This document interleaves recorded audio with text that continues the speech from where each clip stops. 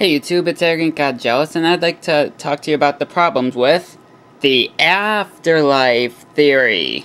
Now, as you know, many religions out there believe that when you die, something will happen to you. Like you'll maybe go to some magical place, or you'll reincarnate, or something along those lines, and many of these beliefs are seriously messed up. Now let me start off with the simple one. Judaism. They believe that basically everyone goes to heaven. Okay, so here's a problem with that. Does that include bad people? No punishment for them?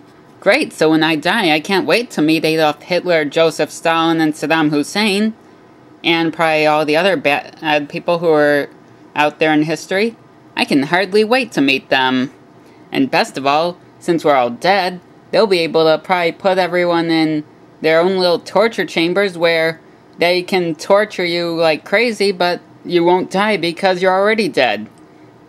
Boy, won't that be fun? And for that matter, how do they fit everyone up there? Because, you know, there have been lots of people who died out there.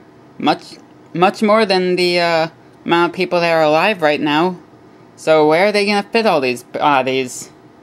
Are they just going to pile everyone's souls up? Or maybe you could argue that they have infinite amounts of space. And for that matter, what about all the animals? Like, for instance, the bugs. Because, you know, if every last time that a bug dies, like, you see a bug around you and squish it, or kill it, that means it's going to go up to heaven, and where it'll crawl around the clouds, and you can't kill it because it's already dead. So great. I can hardly wait for that pest problem. Now, the second belief is the Christian one, which is very similar to Judaism, but with a little addition. What they believe is simply that if you believe in their God and accept Jesus, then you go to heaven.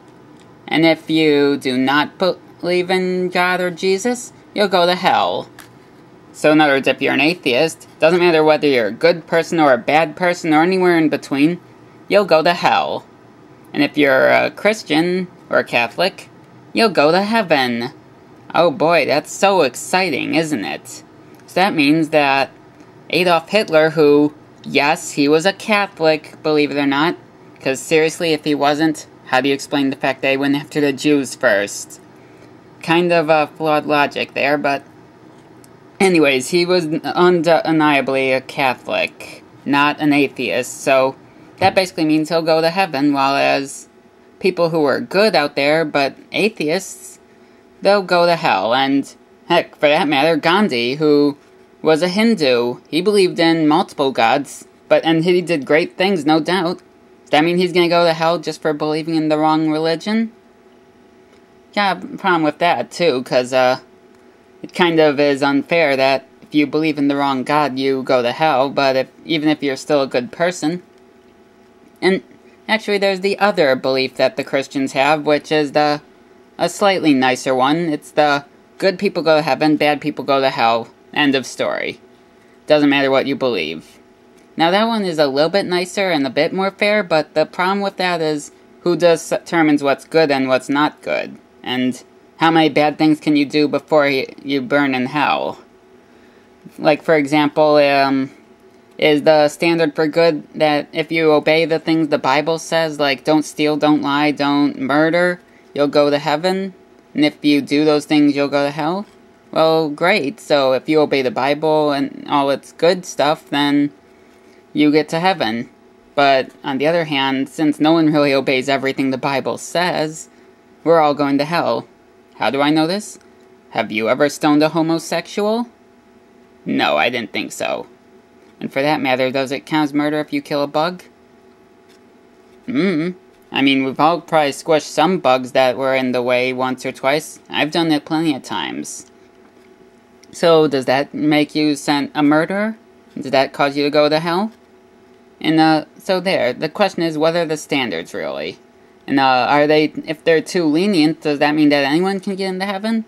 Or are they too harsh so that no one can go into heaven and everyone is tortured in hell? So that's kind of the problem with that one. Now, next one is Islam.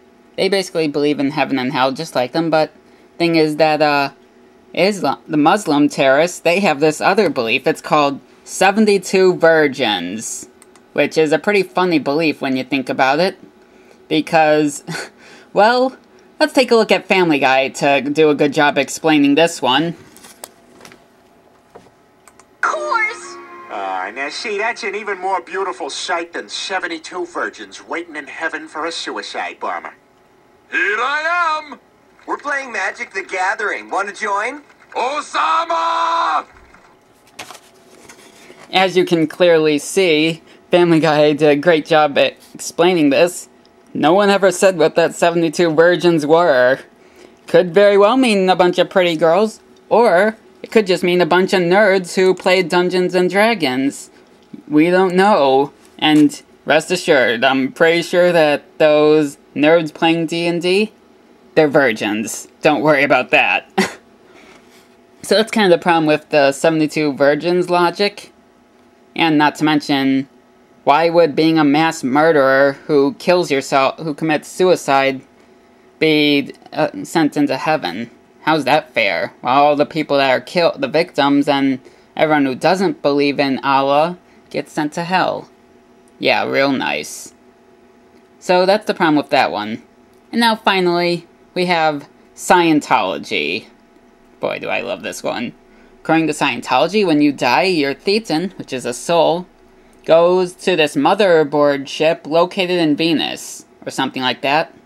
And you basically get cleansed to be placed in some other body. No comment. So anyway, that's all the beliefs, and if you're an atheist, you simply believe that your body rots in the ground and that's the end of it. No afterlife, no reincarnation, none of that crap. And that's probably the most reasonable to think, and it also is fair.